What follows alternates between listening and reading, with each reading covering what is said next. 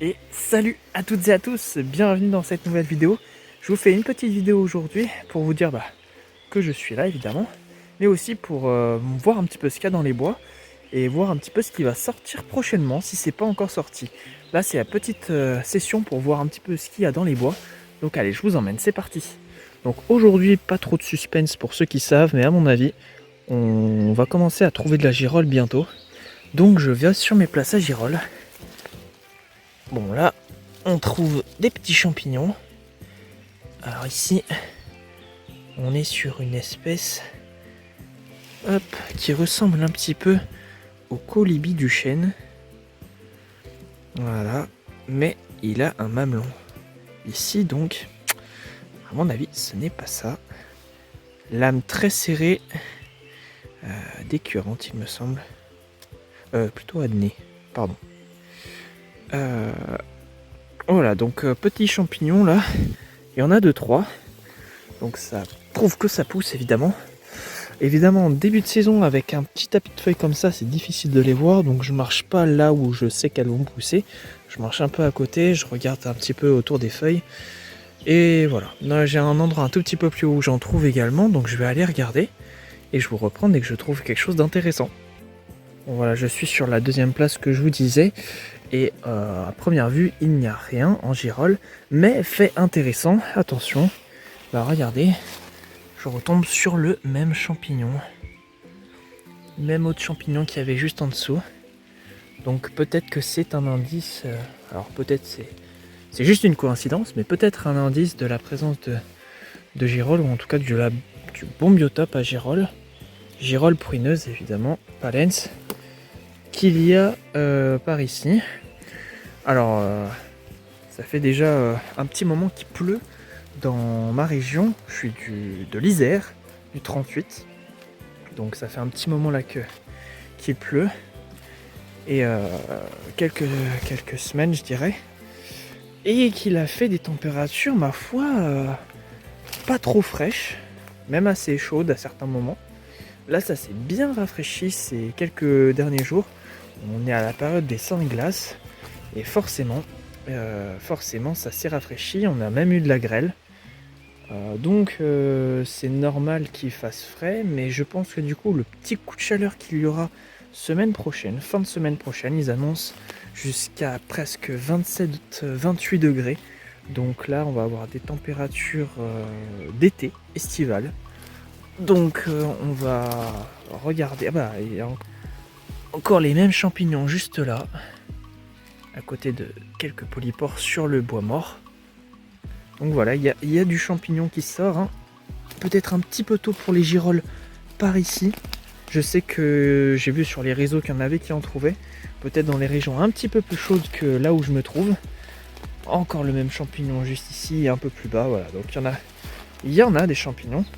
Je vais aller voir à un endroit plus haut où je trouve du cèpe d'été. Il n'y aura rien en cèpe d'été pour le moment pour moi, parce qu'il n'a pas fait assez chaud. Mais là, avec les températures qu'il fera la semaine prochaine, peut-être qu'on verra apparaître les girolles, les bolets rudes et les cèpes d'été assez rapidement. Donc là en tout cas toutes les conditions sont réunies pour que ça fonctionne bien. Encore le même champignon ici, c'est très prometteur. Donc je coupe la caméra et je vous reprends. Allez, deuxième espèce de champignon que je trouve juste après avoir coupé, avec la lily qui se régale. Donc on est sur du coprin. Je sais plus exactement l'espèce que c'est, il est vraiment en mauvais état là. Bien abîmé par la pluie et déjà vieux. Donc assez difficile quand même de l'identifier précisément. Même si ça s'identifie, j'essaierai de regarder. Donc voilà, c'est dans un biotope un peu comme celui-ci. On a quelques rayons de soleil à travers les gouttes de pluie. Voilà, dû être du chêne, du charme. Et par terre, ma foi, un peu ouvert avec du feuillage au sol, avec quelques endroits un peu plus ouverts. Et regardez, encore les mêmes champignons. Il y en a un peu partout de ceux-là, vraiment un peu partout. C'est vraiment pas mal. Là je suis arrivé l'endroit où je trouve des cèpes d'été d'habitude. Donc je vais regarder un petit peu. Je vais vous dire aussi que ça fait un petit moment que je vous ai pas eu en vidéo pour plusieurs raisons. La première qui est pas des moindres, c'est qu'après les dernières moriques que vous avez vues en vidéo, je n'en ai pas trouvé une seule. Et j'ai pas eu trop le temps d'y aller non plus, mais j'y suis allé peut-être 1 ou 2 fois. Et j'ai rien vu de spécial. Et tout me portait à croire à travers la météo que on arrivait sur la fin. Et donc j'ai pas trouvé nécessaire de faire une vidéo sur le sujet. Je ferai une vidéo peut-être un peu plus de clôture de la saison plus tard. Et du coup on est dans une période un peu d'intersaison et j'ai pas eu le temps du coup d'aller voir les trichomes de la Saint-Georges, les mousserons. Donc on va se rattraper, essayer de se rattraper un petit peu sur les girolles et voir un petit peu si on arrive à trouver quelques spécimens. Pas aujourd'hui je pense parce que du coup ça sera un petit peu trop tôt. Je vais donc trouver un champignon. Hop. Sympa comme champignon. Hop. Petite limace à côté. Bon, un petit champignon ici dans la zone plus éclairée. Donc en zone éclairée à mon avis ça demande à pousser un peu plus. Là dans le chou-bois juste à côté je vais aller regarder aussi. C'est plus un été et automne surtout que je viens voir carrément hiver chez les pieds de mouton, chanterelles et les cèpes. Du coup les cèpes d'été, du coup au début d'été. Et du coup deuxième raison pour laquelle j'ai pas eu le temps de faire trop de vidéos, c'est que dernièrement là, j'ai perdu mon grand-père. Donc il y a eu tout ce qu'il fallait pour la famille et tout ça dernièrement. Et donc j'ai pas eu trop le temps de m'occuper de ça et ni d'avoir la tête à ça. Là je ressors un petit peu justement pour vous donner des nouvelles, pour vous dire aussi que ça va, que les champignons sont pas là.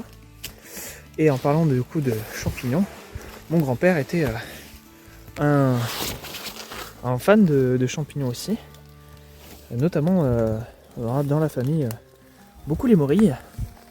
Donc on m'a légué du coup son couteau que j'ai avec moi. Donc je remercie notamment mes oncles et mon père de m'avoir légué ce couteau qui appartenait donc à mon grand-père, que je vais maintenant faire suivre dans toutes mes vidéos. Donc vous le verrez très souvent je pense, dès qu'il y aura l'occasion d'avoir des champignons. Donc l'occasion se présentera, ça c'est sûr et certain. Donc voilà, je fais un gros big up à tous ici dans cette vidéo, notamment à toute ma famille. Voilà, je vous aime, portez-vous bien, je suis avec vous de toute façon, vous le savez.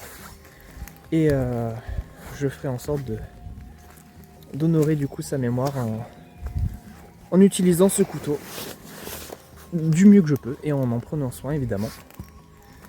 Donc voilà, je continue un petit peu de marcher. Pour l'instant, à part le petit champignon que je vous ai montré, je n'ai rien vu d'autre. J'ai oublié de prendre mon bâton, vous voyez, j'allais oublier mon bâton. Donc je vous reprends dès que je trouve quelque chose.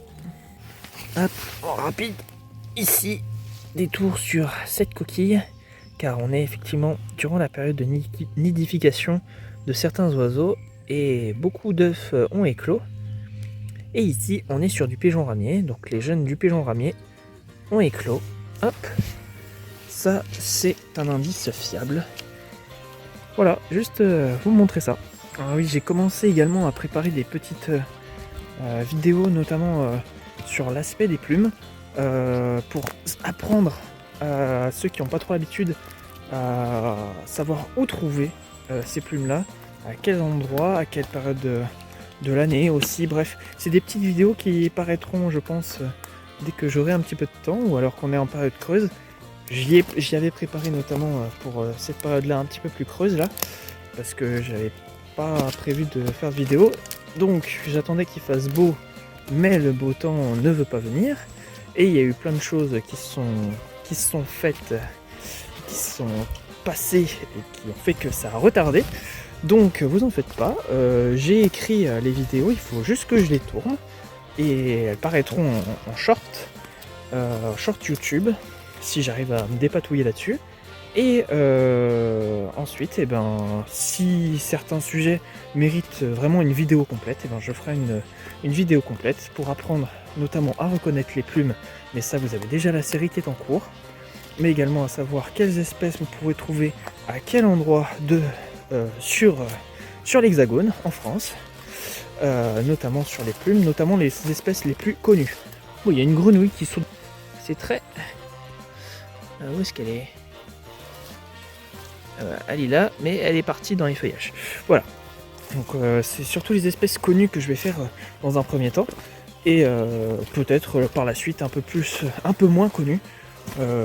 Si ça veut bien. Je pense que c'est pas quelque chose qui prendra beaucoup. Donc c'est pour ça que je me fais pas trop d'illusions. Mais je me dis que ça peut quand même intéresser quelques personnes. Donc je vais y faire. Et puis vous me direz ce que vous en pensez. Vous me ferez vos retours dans les espaces commentaires. Pour vous dire aussi que durant la période où vous m'avez pas trop vu, j'ai avancé sur l'épisode 4 de Mission Tetra. Alors, il faut savoir que l'épisode 3 est fini, le tournage est fini, l'épisode est déjà presque prêt à être envoyé. J'attends juste de tourner justement le 4e, puisqu'à la fin des épisodes, vous savez qu'il y a une petite bande-annonce de l'épisode suivant. Donc il faut que j'ai l'épisode 4 pour pouvoir mettre en ligne l'épisode 3 avec la petite bande-annonce de l'épisode 4 à la fin. Donc pour l'instant c'est en cours de tournage, je suis très content des épisodes qui ont été tournés jusqu'à présent. J'espère que vous aussi, vous verrez, ça arrivera tranquillement. Donc pour l'instant l'épisode 4 comme j'ai dit est en cours de tournage. Je vais d'ailleurs tourner dimanche et lundi. Je vous en dis pas plus, vous verrez que ça va être sympa. Normalement cette sortie, avec peut-être quelques belles surprises à la clé. On verra bien, hein, c'est l'aléa du direct aussi. Parce que les animaux qu'on cherche, le tétralyre, c'est pas un animal facile à voir. Donc je mets toutes les chances de mon côté pour pouvoir le voir. Et vous allez voir que c'est plutôt pas mal dans l'ensemble. Jusqu'à présent, sur ce 2e épisode, pour ceux qui l'ont pas vu, je vous le mets là-haut. Allez le voir. Sur ce 2e épisode, on a pu le voir. Oh purée, il y a un œuf. Allez. Hop. Un œuf d'oiseau là. Qui est là. Qui est tombé d'un nid certainement. Je vais le ramasser et puis voir si il est vivant. Je suis pas sûr, mais on va voir. Ce que je disais, c'est que je suis plutôt content dans l'ensemble de ce qui est arrivé pour le moment. L'épisode 2, on a pu réussir à avoir un tétra en vidéo. Donc maintenant, l'objectif c'est de l'avoir en visuel directement et de pouvoir vous le filmer ou en tout cas vous prendre des photos. Donc c'est l'objectif de l'épisode 4. L'épisode 3 également, hein, que vous n'avez pas vu. Mais c'est également l'objectif de l'épisode 3 qui est très marrant, vous verrez. Avec quelques petits aléas du direct, comme on dit. Donc je vous dis pas plus et puis je vous dis, on va voir ce qu'on va pouvoir...